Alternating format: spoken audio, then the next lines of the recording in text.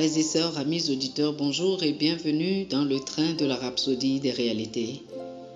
Aujourd'hui, le mercredi, le 6 septembre 2023, le thème de la rhapsodie des réalités est « Beaucoup plus qu'un chef-d'œuvre ». Beaucoup plus qu'un chef-d'œuvre. L'écriture du jour est 2 Timothée chapitre 3, les versets 16 et 17. 2 Timothée chapitre 3, versets 16 et 17. La Bible nous dit « Toute écriture est inspirée de Dieu et utile pour enseigner, pour convaincre, pour corriger, pour instruire dans la justice, afin que l'homme de Dieu soit accompli et propre à toute bonne œuvre. » Le pasteur Christ nous dit que certains, bien que vénérant la Bible, la considèrent simplement comme un magnum opus. En disant que c'est un magnum opus, ils veulent dire que la Bible est une grande œuvre ou un chef-d'œuvre. En quelque sorte, l'une des œuvres les plus significatives ou une œuvre de renom dans un certain domaine, souvent utilisée pour décrire une œuvre littéraire, artistique ou musicale d'une qualité ou d'une importance exceptionnelle. Mais toutes ces belles descriptions restent en deçà de ce que la Bible est et représente. Premièrement, la Bible est inspirée par l'Esprit. 2 Timothée chapitre 3, le verset 16 nous dit dans la version amplifiée classique de la Bible « Toute écriture est inspirée par Dieu, donnée par son inspiration. » Ainsi, la Bible est une révélation, une compilation des inspirations de Dieu. C'est la révélation de Dieu donnée en parole.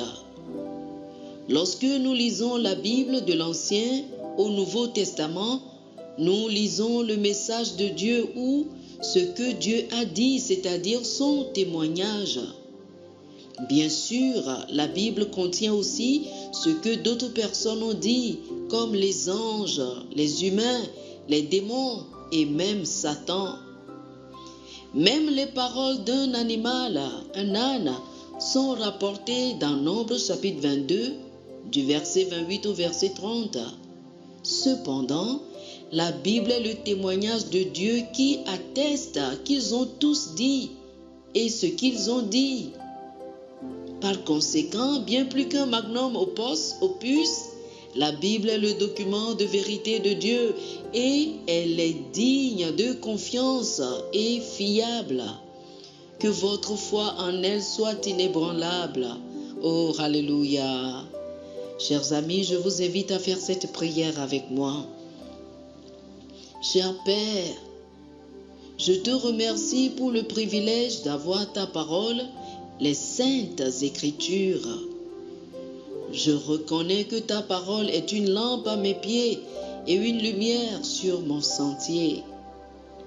Mon cœur et mon esprit sont ouverts pour recevoir les vérités et la sagesse qu'elle contient. Je suis guidé par ton esprit et par les saintes Écritures, tandis que ma foi se fortifie et que mon esprit se renouvelle au nom de Jésus. Amen. Oh, alléluia. Pour une étude approfondie, je vous invite à lire le psaume chapitre 119, le verset 105, Jean chapitre 17, le verset 17, 2 Timothée chapitre 3, versets 16 et 17. Le psaume chapitre 119, le verset 105, Jean chapitre 17, le verset 17 et 2 Timothée chapitre 3, les versets 16 et 17. Que le Seigneur vous bénisse abondamment. Amen. Chers amis auditeurs, nous espérons que vous avez été bénis par ce dévotionnel. Nous vous invitons à faire de Jésus-Christ le Seigneur de votre vie. Si vous voulez recevoir le Seigneur Jésus comme le Seigneur et le Maître de votre vie, faites cette prière avec moi. Dites ceci après moi, s'il vous plaît. Ô Seigneur Dieu, je crois de tout mon cœur en Jésus-Christ, Fils du Dieu vivant, Je crois qu'il est mort pour moi et Dieu l'a ressuscité des morts. Je crois qu'il est vivant aujourd'hui. Je confesse de ma bouche que Jésus-Christ est le Seigneur de ma vie à partir d'aujourd'hui. Par lui et en son nom, j'ai la vie éternelle. Je suis né de nouveau. Merci Seigneur d'avoir sauvé mon âme. Je suis désormais un enfant de Dieu. Alléluia. Félicitations, vous êtes désormais un enfant de Dieu. Pour recevoir plus d'informations sur comment vous pouvez grandir en tant que chrétien et pour avoir une copie physique et une copie électronique de la Rhapsodie des réalités, appelez-nous sur le plus 228 91 74 69 79 plus 228 91 74 69 79. Que le Seigneur vous bénisse abondamment. Amen.